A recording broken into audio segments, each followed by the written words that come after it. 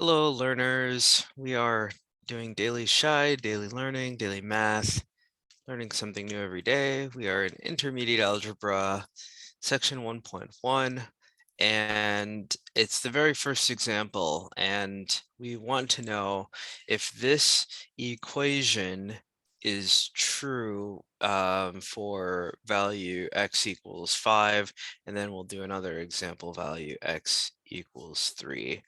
And if you're kind of new to algebra, you might say, well, it can't be both of these, but that's not necessarily true. And we're going to learn more about that as we continue forward in algebra.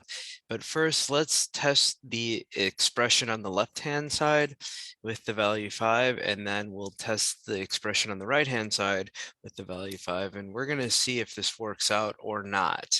So in order for this to work out, the left-hand side and the right-hand side have to have the same value when we plug in x. Let's start. So we're going to basically rewrite the whole entire left-hand side expression, except we're going to put a 5 where the x is.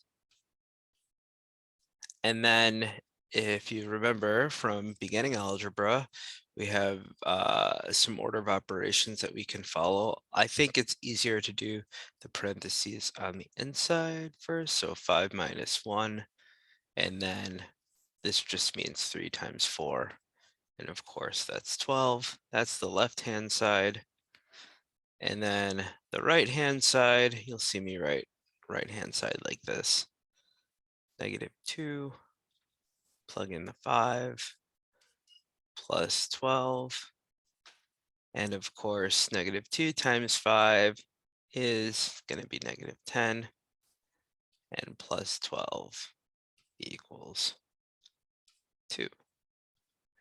And that's the right-hand side. So we can see, yes, 12 does not equal 2. Therefore, this is not true.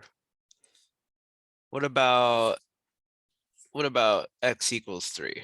Same thing as before. We're going to plug in the 3.